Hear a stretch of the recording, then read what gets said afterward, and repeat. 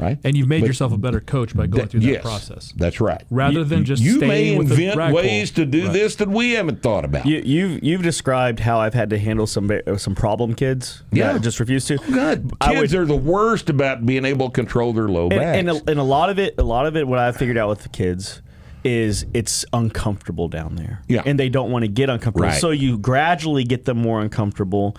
I'll put it on pin 3, have them set it, hold it. I move it. They set it on pin 2, get set again, stand up, hold it. Right. Go through the process. And here's the part that's uncomfortable. And this underlies the whole damn thing. Okay? When you are in a correct position off of the floor with a pull, your hamstrings are tight, and your low back is tight in extension, but what you feel is not the low back, you feel the hamstrings. If your hamstrings are not tight and uncomfortable as you come off the floor, it's the wrong position. So this process that Rusty's talking about, and that I'm talking about, of going down into the bottom of the pull until you feel that uncomfortable, tight hamstring, that's the process we're going through. And you've got to learn to keep your hamstrings tight against an extended low back all the way from where that sensation starts on the way down to the floor. That's the and there's ways to do this. And the thing that we described happens in 1 set, 2 sets. It doesn't happen. It doesn't over happen 1 by month. substituting something else for the floor pull. Exactly. This takes 1 day in person.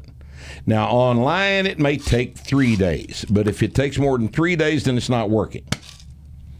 Okay? And something else has to be tried. This is why in-person coaching is infinitely preferable to online coaching, even though online coaching may, in a lot of circumstances, be the only option you've got. Okay? We're not saying don't do online coaching. What we're saying is that it has its limitations. Okay? And everybody knows that. And everybody understands that. Everybody understands the that client and the coach. If you've got a client that can only be with you 1 day a month, that's far, far better than the client spending thousands of dollars a year to drive to you, in addition to what you're charging him because of the distance involved. But if you can see the client 1 day a week, 1 day a month, I mean, you can make a bunch of corrections. Oh, sure. Absolutely. Well, easily make corrections if you know what you're doing. I could get somebody who's pulling incorrectly off the floor to pull correctly off the floor in about 10 minutes. You know, and you can too if you learn how, because I'll teach you what I know. But this idea that you substitute an easy exercise for the real exercise that you ought to be able to coach, this is just laziness. This is abdication of your responsibility as a coaching professional. If you've been willing to accept incorrect movement patterns from your clients, you're not a professional coach. You're not a professional coach. Since we're kind of on and this, those of you who have hired unprofessional coaches need to know this. Since we're kind of on the subject, you guys can disagree with me. I think you'll both agree. I disagree. Knee-jerk reaction. It's always safe. If your online coach only trains people online and does not train them in person, they're not a coach. They're not Get a rid of them. coach. They're a not even a pin setter. No. They're not even a pin setter. If the only clients your coach has are online, your coach isn't capable of solving these problems. No. He's not even aware of the fact that there are problems. Because what they're going to do is say, we'll just rack pull. Yeah, just rack pull. We'll just rack pull. Matter. Hey, doesn't make any difference. I'm going to do a reoccurring payment every 3 weeks. Just so and by the way, I'm going up $25 next Yeah. month. Right.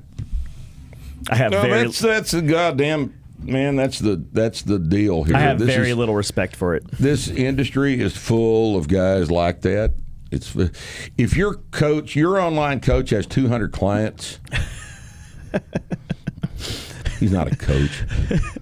He hands you a template. Sure. He doesn't even tell you what weight to use today, does he? He gives you something about RPE and lets you decide one of the critical things about today's workout instead of him deciding it, which is what ostensibly you're paying him to do. I'll tell you what, though, that's a hell of a business model. It is a hell of a business model, and that's the basis of RPE. Yeah. That's what RPE is for.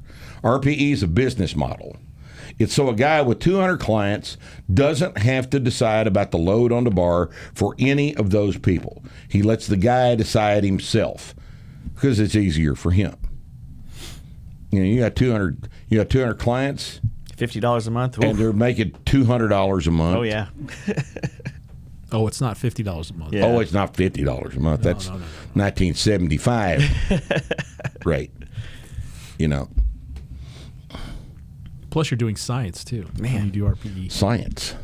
You might even be a doctor. I just discovered I'm in the wrong business. Yeah, you need to be in the doctor business. That's what you need. Rusty's going to change his tune on the online only shit. I'm only doing online training now, $200 a month. Send out a template. It's just go up to RPE 9.375. I won't take anybody over RPE 8. I want them to be comfortable. Yeah, it's probably a good policy. I want to retain them as a You client. got higher client satisfaction if you're doing it like that.